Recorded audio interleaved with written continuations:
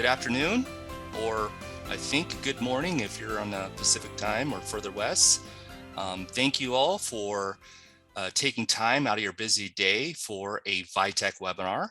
My name is Jesse McFarland, and I'll be your host today.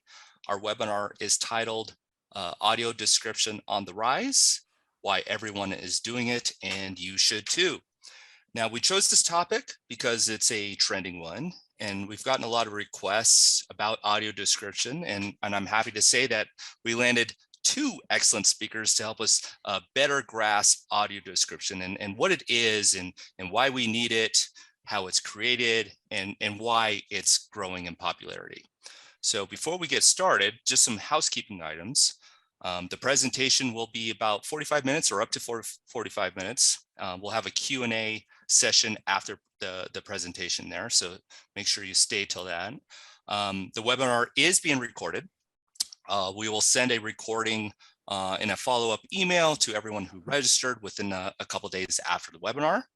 And then please ask questions. Unfortunately, we won't be able to hear you though, so to ask a question, you'll have to click on a Q&A box, which is at the bottom of your screen. Just type it in at any time, and then I'll be sure to answer those questions during the Q&A session. Okay, so I'm going to start, and then I'll talk about Carl and then Joel, but I'm going to try to auto-describe myself. Again, I'm Jesse McFarland. I'm tall. I'm a white male with blue eyes and a bald head. Pretty much sums it up. So honestly, and I don't know. I pictured you with a full head of hair. I used to have a full, beautiful head of hair, Carl, at one point. But totally bald now. Jesse's seated, so we can't really tell how tall he is. But that's a good point. We'll take his word for it. Yeah, you'll just have to, whatever tall means. I think I'm that. So, yeah. So again, I don't know a whole lot about audio description. So, but that's why we brought in the big guns, Carl and Joel. So I'm just gonna give your guys' bio here. So I'll start with Carl. Carl identifies himself as DeafBlind and serves as the ADA coordinator and diversity officer for the Massachusetts State House. Carl works with the governor and executive branch, as well as with members of legislature and leadership from state agencies to help serve individuals with disabilities across Commonwealth, ensuring that State House is accessible, inclusive, and a welcoming environment. Carl is also the chair of Audio Description Project's Media Subcommittee and has served as the FCC's Disability Advisory Committee. Now, Dr. Joel, can I call you Dr. Joel, or can I just call you Joel? Please, Joel, it's fine. Perfect. I'm so official over here. So Joel is known as internationally as one of the world's first audio describers and a pioneer in the field of audio description. And since 1981, he has introduced audio description techniques in more than 40 states and 64 countries, and has made thousands of live events and media projects and museums all accessible. So Joe is a president of Audio Description Associates, LLC, and serves as the founder, senior consultant of the Audio Description Project of the American Council of the Blind. So hopefully I got that right. Perfect. The first thing I'm going to do here before Carl and starts talking and then Joel is we're going to show just an example of what audio description is. It's just a quick video. It's 1 minute. Don't go anywhere. And I'm going to go ahead and click play right now. Seen from behind, a girl and a dog stare out a frosty window. She strolls into a living room area where a Christmas tree is decorated. A woman speaks at a Surface tablet. They're speaking to Mom in Japanese and Mom hears them in English. Absolutely. We can put a The girl stares into a snow globe. She manipulates two stuffed animals in a conversation. Later at the window, the dog barks. The girl runs into the living room and pulls the display from the Surface keyboard, dons her shoes, and scurries outside in a jacket and knit cap. Pacing slowly across a firm sheet of snow, mouth agape and holding the Surface, she approaches two reindeer with tall antlers. Can you understand me? Yes, I can understand you. Okay, I have a lot of questions. How do you guys fly? What does Santa do in the summer? What's a sleigh made out of? Happy holidays in 60+ languages. Reindeer isn't one of them. Can you roller Yet. skate or ice skate? Microsoft. All right. So, And that, great. that was Great example. done for VITAC, for Microsoft by my little company. Excellent. Excellent. Yeah, no, it's great. I love it. It's very cute too. I'm about to hand this over to you, Carl. Carl, you're going to talk about the need of audio description from the point of view of the consumer. I believe there's no one better to explain this than you, Carl. So Carl, the mic is yours. All right, well, thank you. I guess for audio, self-audio describing, I'm a middle-aged white male with black, I guess salt and pepper hair from what my wife tells me at this point. And for those of you with eyesight, with the reference, I guess I look a lot like Nathan Lane, people tell me. So there we go. I am the co-chair of the audio description project for the American Council of the Blind. And I just want to give a quick plug to the audio description project website, because on there is a lot of information. What is audio description, where it's available, how it's created, including the list of all the companies, including VITAC, who create audio description. It's a valuable resource. So it's acb.org. No, wait a minute, I'm sorry, let me change that. It's ADP for Audio Description Project, adp.acb.org. And that'll even tell you if you want to watch TV tonight and know what's on television tonight, you can. To learn more about audio description, it'll tell you what's on TV. So that's one thing. The point of view from a consumer of audio description, for the need for audio description. So I've actually gone the spectrum from a person who was born with 20/20 vision to a person who then had low vision and still could see the movies a little bit, to a person now who is almost completely blind. And I was born hard of hearing, so I always had the hearing loss. So at a very young age, I became extremely visual and got into film and became a film buff. And I had the film cameras, and then later on the camcorders. And I even went to film school and got a degree in film and television. And I even drove out to LA and I worked on a number of movies. So film and television were my first love. Don't tell my wife, but it was. And one day I was working on a movie set and I was starting to go blind, but I wasn't open about it. I knew it. I wasn't open about it. I hadn't told the producers. I hadn't even really told my friends. They just all thought I was a klutz. And I was wiring the light for a particular shot, and I knocked down the heavy lights and destroyed the set and got fired. And I also gave up driving. So I quit. I left LA. I came back home. I didn't know what to do.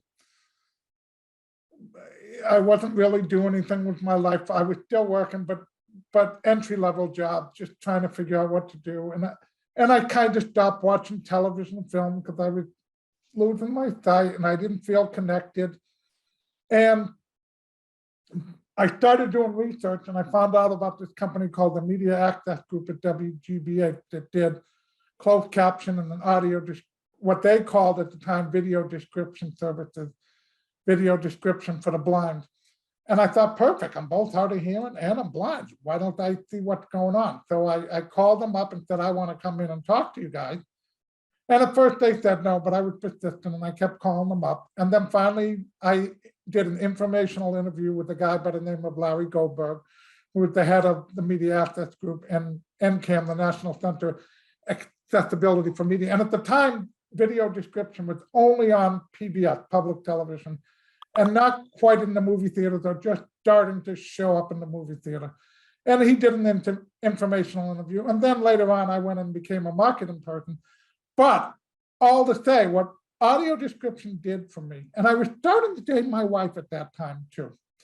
So what audio description did for me is simply give me my love of film and television back when I had lost it. I was able to once again watch TV. I was able to go out on a date with my wife, and I had seen the difference between going on a date to a movie that didn't have audio description versus watching one with. My wife is a very sensitive, kind, caring woman, and she would take put so much pressure to make sure I enjoyed the movie that she would take herself out of it and not even remember what the show or film was about, because she was trying so hard to make sure I was enjoying it. Audio description simply allows me to be a peer, go out on a date with my wife. Every Friday night or Saturday night, we watch TV on the streaming services. We can watch a show. We'll watch different things, but we can pick a show. It allows me to relate to my peers. You know, I was actually able to the next day, after Will Smith slapped Chris Rock at the live Oscars with VITAC audio described, I was able to be a part of that conversation because I had watched it like everybody else. Tell you the truth, I wouldn't have watched the Oscars. I am now at the point in my life where I will not watch something if it is not audio described. And what audio described, I know you saw a little clip, but what it does is it describes the key visual elements such as time, place, location, costume, facial expressions, and it does not overlap the dialogue. I want to make sure that the people that are here understand it will not take away from your story. It will only add to your story so that the blind and low vision, and I believe other users of audio description will be able to follow along and enjoy and enhance your artistic endeavors. And that's important to say. It does not take away from it. And I'll give a quick example. I don't know if most of you have seen the movie Up, which is a Pixar animated film. And there's about a 3-minute montage at the beginning of the movie with this guy named Carl, who is, so I actually relate to Carl quite a bit in this movie because his name is Carl. He's hard of hearing. He has a redheaded wife, as do I. And they don't have children, as my wife and I don't. And it shows a 3-minute montage of their life together. And it's 100% silent in that it has a soundtrack, but it's showing them throughout the course from courtship to marriage to when his wife dies. And that's important to who Carl is during the movie. Once you watch the movie and understand why he and a boy befriend each other and go on a journey, and you need to know the background story. And without it, I wouldn't know the background story. It wouldn't know how to, and I will tell you, every time I watch Up with that montage being audio described, I cry like a baby. So it's important. It's, you know, and what are some of the things that's important to me as a consumer to enjoy audio description? And Joel will talk more about this, but I just wanted to say a few things that are important. Good writing, good voicing, narration of the narrator. And this would apply both for live and prepackaged, because one of the things I noticed on the attendee list is that we have churches, sporting teams, event venues, and television broadcasters. So a wide range, which means I'm thrilled, first of all, because all of you are getting excited about wanting to learn more about this. So you need writing, voicing the narration, and editing if it's not live. But even if it is live, you need to know when it's appropriate to jump in and give the appropriate narration and when it's not. So those are the 3 components. And the thing about audio description is good audio description can make a product that is okay to watch, good to watch. Bad audio description, even if it's Casablanca or Lawrence of Arabia, can make a movie hard to watch. So it really does make a difference. And the other thing is sound quality is important. Nothing is more frustrating to many of us in the blind community. We invest a lot of money in the surround sound systems and things, because sound to us is very important, and it also enhances how the story is being told, particularly with Dolby Atmos or surround sound. That way we know what things are coming around and what direction and where they're coming from. But when audio description is done in stereo or an inferior mix, there are those in the blind community who feel like it is separate but equal or discriminatory. Not all of us. I don't want to say I'm speaking on behalf of all blind individuals, but there are some of us who feel that way. And I know that many of you are exploring text-to-speech as a viable alternative. I will tell you, I personally don't feel text-to-speech is there yet. And the other thing is I do text-to-speech all day long as a person who has to write emails, write proposals, correspond with people, read books. That's how I do it. So when I'm sitting down to watch entertainment, I want to be entertained and not be taken out of the experience. And at this point in time, I believe text-to-speech. Now, again, I'm not speaking on behalf, and I do think text-to-speech may have its place for some things, such as, Joel and I might disagree, such as small industrial videos, educational, maybe a 3-minute video, something like that, but long form entertainment. But so, and we'll talk more about this in our final segment, but audio description is where I think closed captioning was 20 years ago. We're starting to see an increase, it's starting to expand. And the one thing, the younger generation, those in their 20s or younger, do not know a world without audio description. So they almost consider it a civil right. So that when they come across something without audio description, they don't understand why. Unlike my generation who grew up with it, without it first, and then got it through the advocacy of the blind community. So there's a big difference between how I, as an older person, approach audio description and a younger person approach audio description. They definitely expect it and understand it and use it to help them along in their lives. So I know that was very generic, but I will just tell you, I love audio description, and I just watched something last night, the new Obi-Wan series on Disney Plus, some of the best audio description I've ever seen. Also, if any of you want to learn about audio description, again, go to the Audio Description Project website or turn on your television. It's there. It's on the 4 broadcast networks and the 5 top cable rated networks. So they all carry almost 90 hours a quarter. So almost every night of the week, you can find audio description on ABC, CBS, Fox, NBC, TLC, History, the Learning Channel, Hallmark, and I know I forgot Discovery, I think it is. So, and all the major streaming services have it, and most of the releases by the major DVD distribution services now have it. It is becoming more and more prevalent and more expected by those of us in the visually impaired community. I want to leave some time for Joel. Thank you. Yeah, thanks, Carl. So Joel, we're going to go ahead and jump to this next section real quick. Creating audio description, and Carl, I definitely threw in some best practices in there too. I'm sure you can extend on that. Oh, yeah. So on you, Joel. You bet. Well, speaking of audio description, let me audio describe the virtual background that is behind Carl and behind yours truly. It is actually it's a black box, a rectangle situated horizontally, within which is a blank white television screen. And then within that television screen, there are 2 letters in bold black type, an A and a D. The A is tilted, that left side of the A is tilted just a bit to the right, and to the right of the curve in the D, 3 curved lines, period. Why do I say that? Because sometimes audio describers, beginning folks, will maybe go on and add something like, oh, they represent sound waves.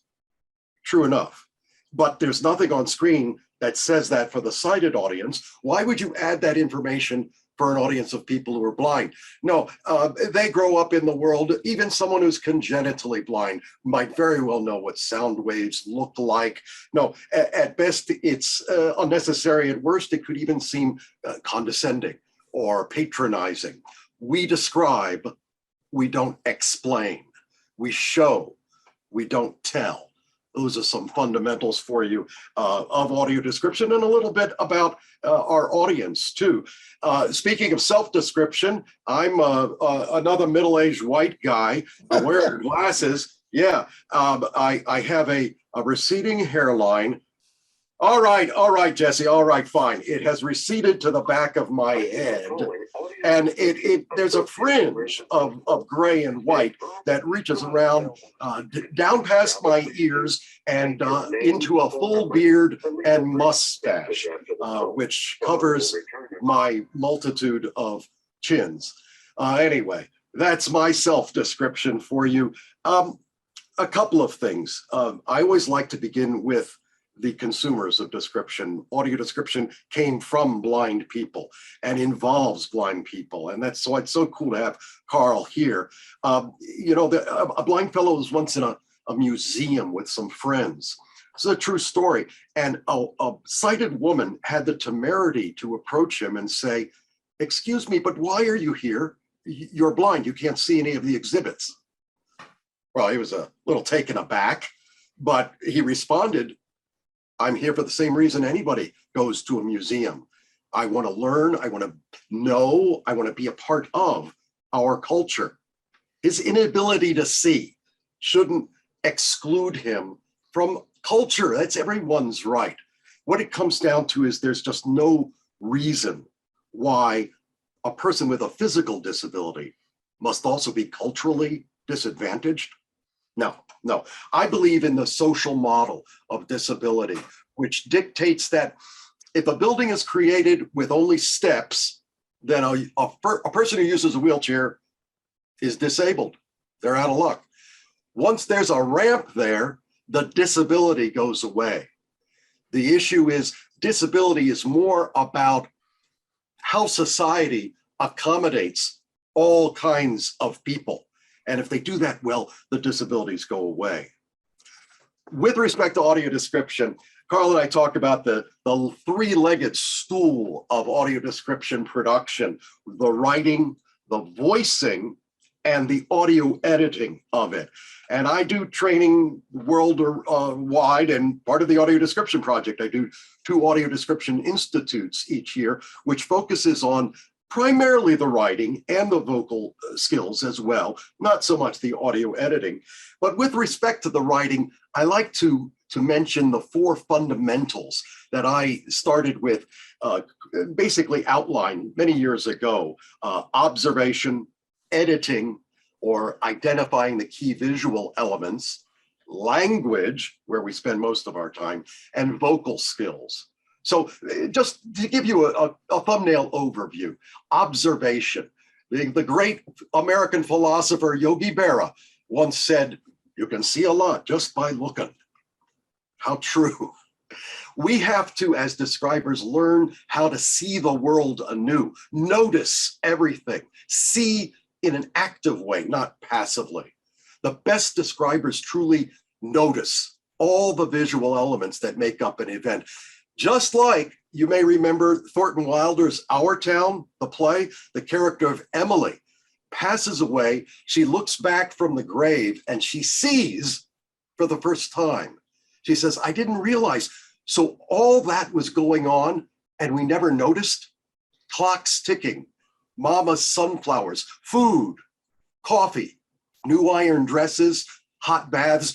Do any human beings ever realize life while they live it every minute? And the stage manager responds, "No, the saints and poets do, some." And I would add to that, of course, audio describers. They have to notice everything. And then as John Ruskin said, we must seize what we see. Helen Keller, of all people, said, "Those who have never suffered impairment of sight or hearing seldom make the fullest use of these blessed faculties. Their eyes and ears take in all sights and sounds hazily, without concentration and with little appreciation." We can't do that as audio describers. But the irony is, of course, that once we see everything, the second fundamental, identifying the key visual aspects, we get rid of most of what we see. Description is oftentimes about what not to describe. We have to ask ourselves, what is most critical to an understanding, he points to his head, and an appreciation, his hand is on his heart, of the visual image, and focus on those elements. Oliver Wendell Holmes said, "The great struggle of art is to leave out all but the essential. And that's what we do with audio description. Now, we use words to convey it all. So the third fundamental is language. And we use language that is vivid, that is imaginative, that is objective to convey that image. We're translating really from the visual to words. And to do that imaginatively takes some practice and some skill. Vision sometimes is the art of seeing things invisible. Jonathan Swift said that. So if you wiggle your finger like a worm, that's a description of what I'm doing right now. But there's no worm there. You have to see what's not there and invoke it to give someone a feeling for what it is that is there. Using words, using language, and doing it objectively. If I say that Carl is crying, he's so sad. Oh, no.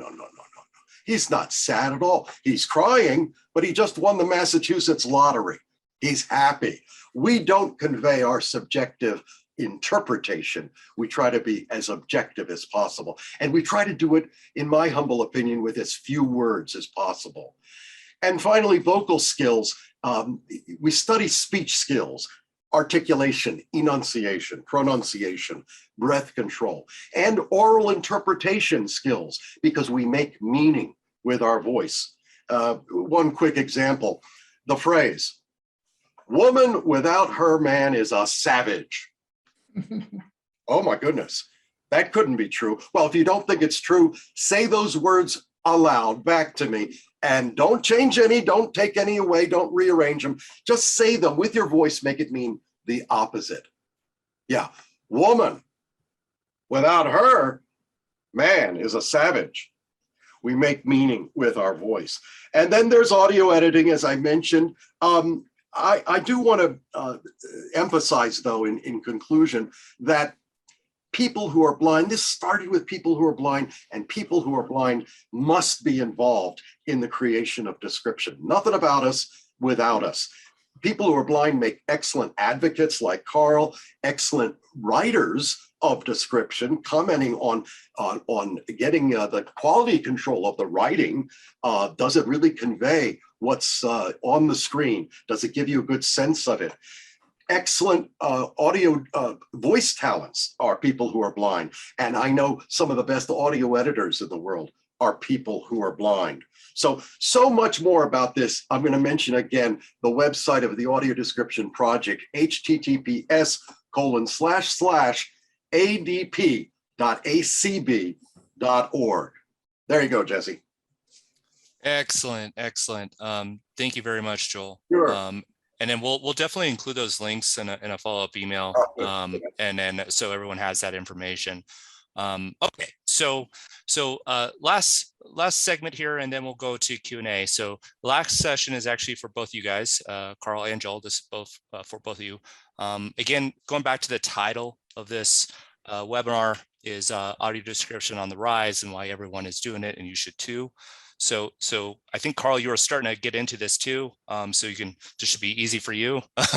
Yeah. But both of you guys, feel free to kind of run away with this. Think of this as why is audio description growing with popularity, and how it's valuable in media and so forth. So, Joel, do you mind if I start? Please. So, one, I do think it's because of the advocacy of the blind and visually impaired community.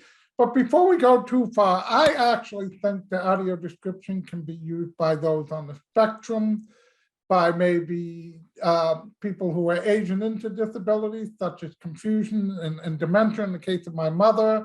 So I think audio description has many purposes and can be used, just like closed captioning is now used for those who are ESL speakers and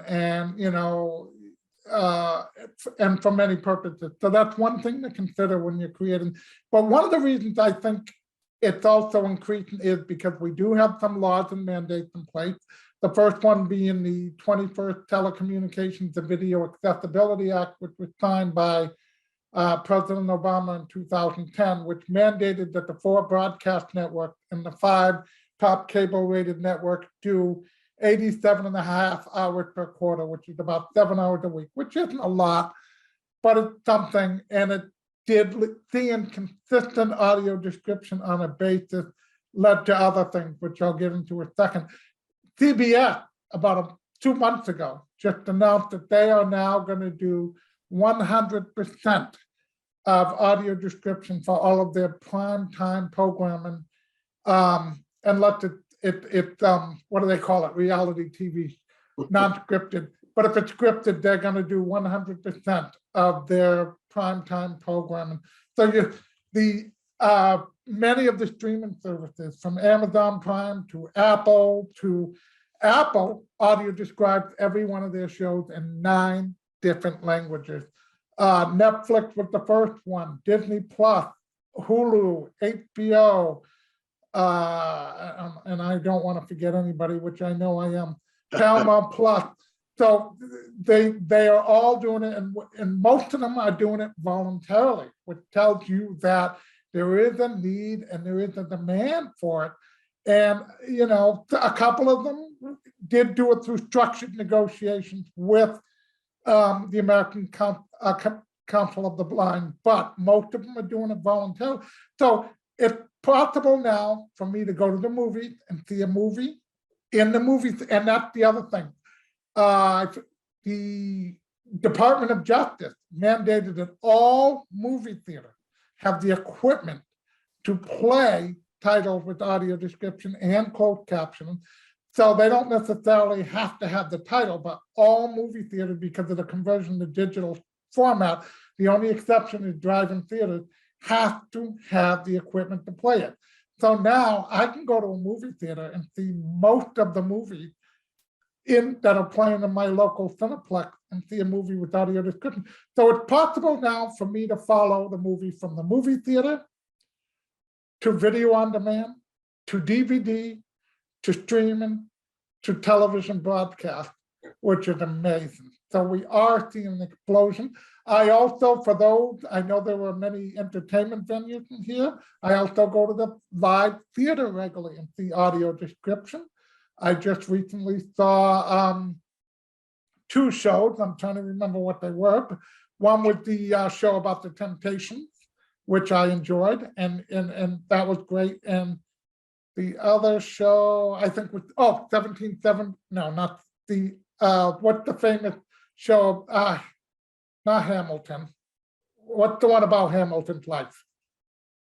The famous one. Anyway, I just saw 2 shows with audio description, and they were great. And so we are seeing audio, and the local museum around the corner from me, the Museum of Science, has over Zoom now does audio description of many of their exhibits for those of us who can't necessarily.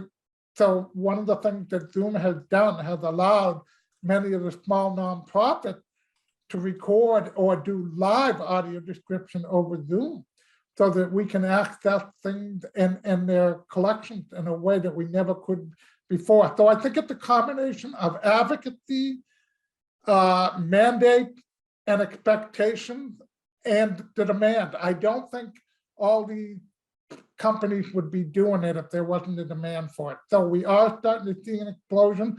And I recently spoke to an executive from one of the major television networks, and he thinks it's about to even increase exponentially even more. So I cannot wait. And just by the fact that we have a wide range of participants from a wide range of service providers on this call tells me that that's going to happen, and I'm very excited.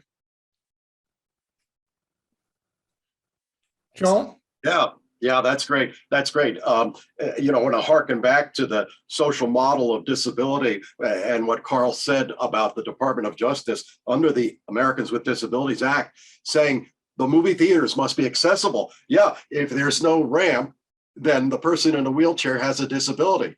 But if the place is not programmatically accessible, if a person who's deaf, a person who's blind can't access the film inside the theater, well, what good is it, right? So there again, the social model of disability dictates that society has accommodated more people. And speaking of more people, there are according to the American Foundation for the Blind, there are over 31 million people in America alone, 31 million Americans who are either blind or have trouble seeing even with correction, low vision, essentially.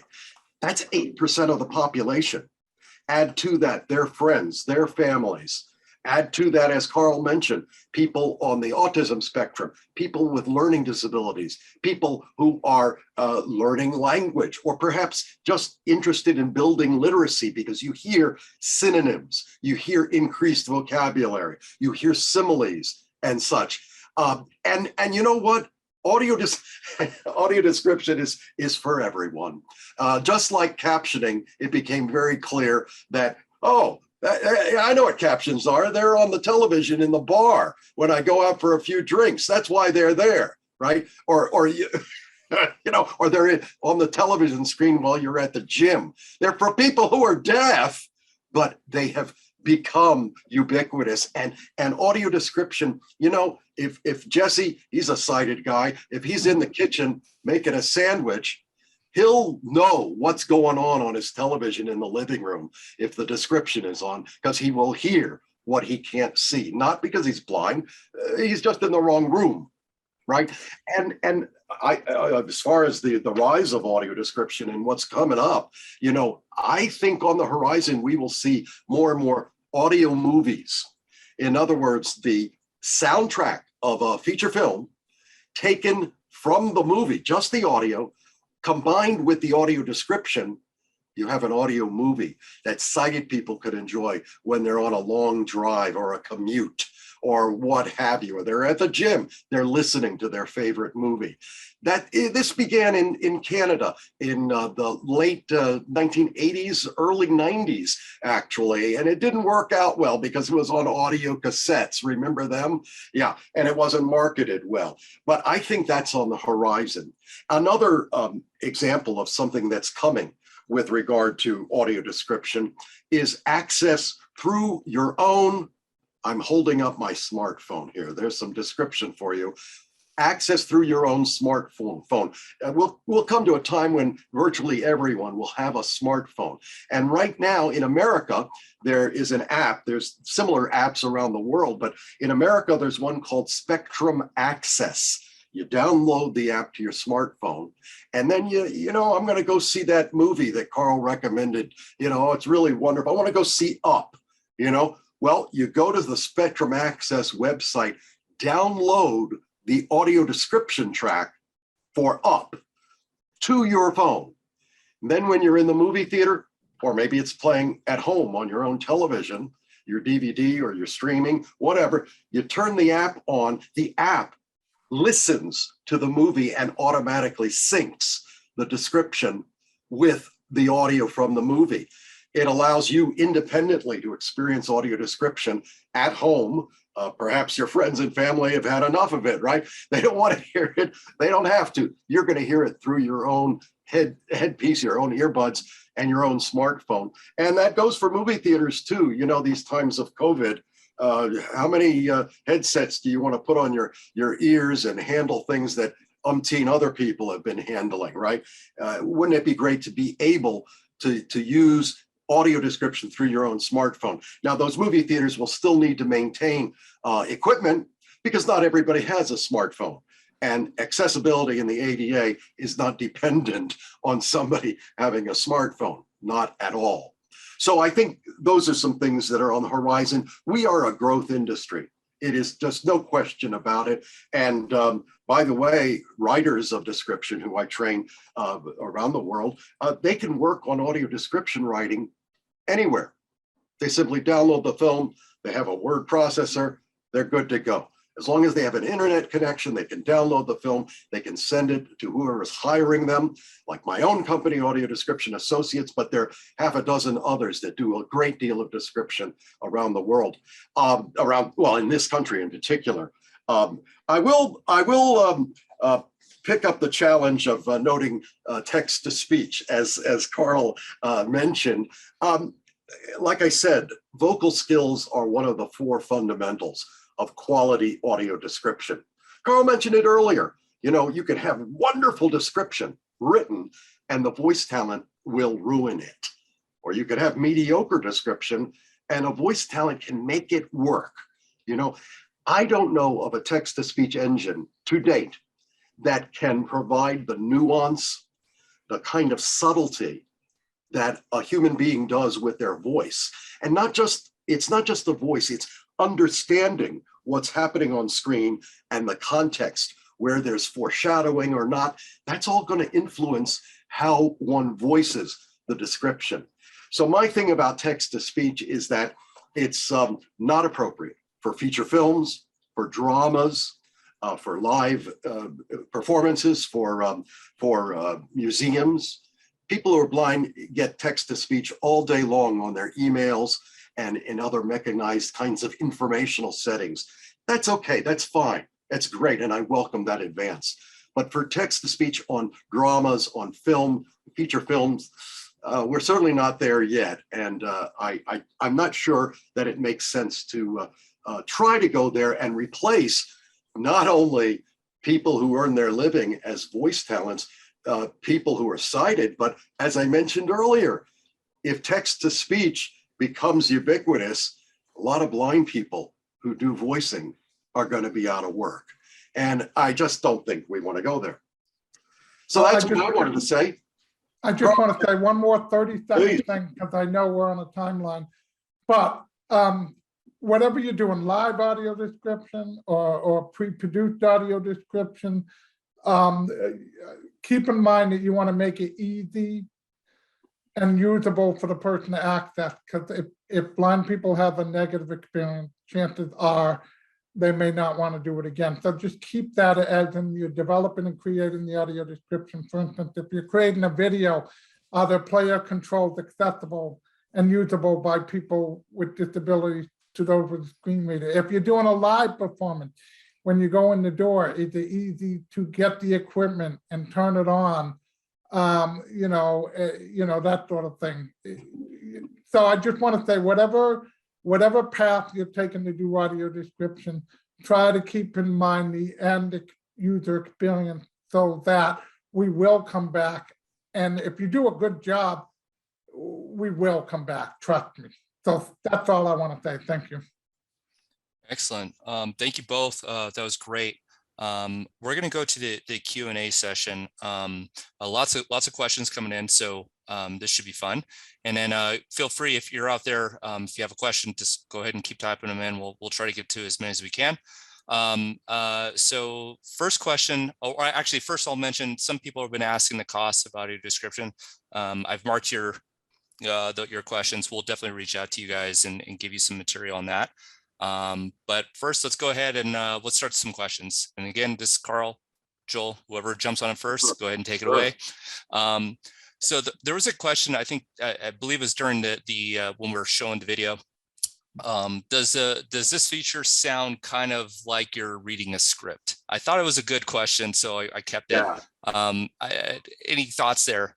Feedback? Yeah, I actually responded to that one in the Q&A, in the chat, and someone else did as well. The whole point of the voicing of audio description, it shouldn't sound read. Absolutely, it's a script, you bet, but it should be voiced as though you're talking to somebody, a friend, and you're describing it to them, keeping in mind all the fundamentals of oral interpretation and speech skills, that sort of thing.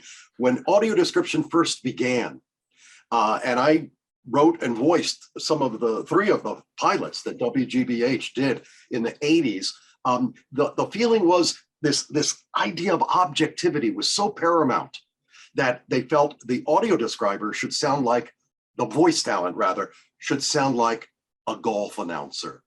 Now he goes here, now he goes there. Whispering Larry. Whispering Larry, right. And no, I think we've grown past that, and I teach the concept of consonants. The voice talent the tone of the voice must match what's happening on screen, and it must be conversational. If there's a happy scene, there's a lilt. If it's a sad scene, is a sober quality. This golf announcer thing, no, I think that takes people out of the experience. So it should not sound read. So I'll just say real quick, think of voice narration as you would a musical score that accompanies a film. You Good. don't want it to overwhelm the film and take away from what you're watching or hearing on the film, but you want it to accompany it and be a part of it. So you don't really want to notice the film score too much, but you want to notice it enough that it adds to it. I don't know if that makes sense, but Yes, that's great. Well, we are not in the movie, we are of the movie. right. The best- And the best- I don't, if the audio description is distracting me from watching the movie, there's a problem. So there's another guy by the name of Roy Samuelson who also teaches voice narration. And he says a narrator should be around a 5 or a 6, meaning in terms of their tone of voice. You don't want it to be a 10 because that'll be overwhelming. You don't want it to be a 1 because you're not going to follow it. Yep. Around a 5 or 6 in terms of tone and inclination, just enough to be a part of the movie. But you want the viewer to still make the decision on their own, how they feel about the movie, the action, the visual, just like a sighted viewer. The best compliment a performing arts describer can get, because in performing arts, oftentimes the person developing the description is the voice talent. The best compliment they can get from a person who's blind that experienced the audio description is, wow, I got everything and I forgot you were there. Yeah. Don't forget you're there. You are invisible, so to speak. Perfect. Next question, and I believe kind of answered this, but I think you could add more to it. And speaking of blind representation within the audio descriptive creative community, would you say the industry does a good job of recruiting from that community? So I remember you saying that was important, but does the industry do a good job recruiting? Including those in the blind community? Is that Yes. in terms Not of good enough. Not good enough. I would say some do better than others and That's some don't. So it depends on it's like any company. Some companies do a good job with diversity and some do not. So it depends on that. It comes down to economics, oftentimes, as everything does. In Germany, my good friend Bernd Benecke, who produces most of the description on German television, every script he produces, it's built in to the process. He has an audio description consumer consultant, a quality control expert who consults on the writing of the script. And he looks at voice talents who are blind. He looks at audio editors who are blind. So there needs to be much more of it. Is there, and there's a second part of this question, and I think it's kind of obvious, is there anything that can be done to include more people to get more attraction in that community? We need to get the word out, Just the word out. It's like when I do an audio described tour in a museum, and the tour is done, it's been recorded, it's ready to go, and I tell the folks, you're half done. You're half done, because now you need to go out to the community. Hopefully it was tested with people from the community who are blind, and get out there, let them know that that facility is now accessible. People who are blind don't have a rich history of going to museums for obvious reasons. Everything says do not touch, no audio description. No, when you make it accessible, go out there and get the word out and bring them in and let them see how important a museum can be to their cultural life if it's accessible. Perfect. Great. This question I'm definitely curious about too is how difficult do you find audio description when there are like a few pauses between the recorded audio or live addresses? There are two challenges. There are two challenges in audio description, and that's when you have talk a mile a minute. When you get into this, though, sometimes in a split second, you can insert a word or two words, a phrase that provides some critical information about the visual. The other challenge is when, and I love this challenge, is when you have minutes go by in a film with no dialogue, just the music score. And Carl and I was talking about this earlier. I think more and more films nowadays are more visual. They want to just sort of languish in the images and let folks experience the images without the distraction of words, of dialogue. Well, then you have lots of time but it's not a license to go on at the mouth. As few words as possible, and let the music score be there. They paid John Williams a lot of money, you know, that kind of thing. So two kinds of challenges. And yes, when there's a lot of talking, it's tough. So there is a difference between audio description for live and, you know, pre-produced audio description. You can, you know, you have time code with the pre-produced audio description for media. And so you know exactly how much time you have and how to get it in there. And you won't necessarily, and if you do it right, you're not going to overlap the primary audio of the actors and that sort of thing, and other sound effects that are crucial to the telling of the story. With live, it's a little more difficult. With live theater, though, if there's more than one show, what the audio describer usually does is goes and watches a couple performances, so they learn the timing and they learn the story, and they may even videotape it and watch that multiple times, so they learn not to step on the actor's line. With a live event like the Oscars or the Olympics, which was audio described this past summer, it's a lot harder, and you need narrators who are both writing and voicing extemporaneously. Exactly. And so they need to do a lot of research ahead of time. If you're doing, say, the gymnastics, they got to learn all the terminology and stuff ahead of time. But they have to be careful, and they have to listen to the pacing and the voicing of the color announcer and the, you know, primary announcer, Yep. or even the Academy Awards. It's hard to say so and so, you know, is doing this and not step on it. So in my opinion, live description is, and Joe can correct me if I'm wrong, live description is a much more of a challenge, and I have nothing but respect for yeah. people to do it. And what I'd say, Carl, is I make a distinction between a live describer, say at a theater, who has notes, or in my humble opinion, preferably a script, half an eye on that script and one and a half eyes on the stage. That's live. You're doing it live. But what we're speaking of regarding, I did 3 inaugurations, the audio description for ABC, and that was extemporaneous, no script. Okay, you're right. There's a difference Absolutely. between written live audio description. That's right, off the top of your head. But Yeah. Carl's right, an enormous amount of preparation.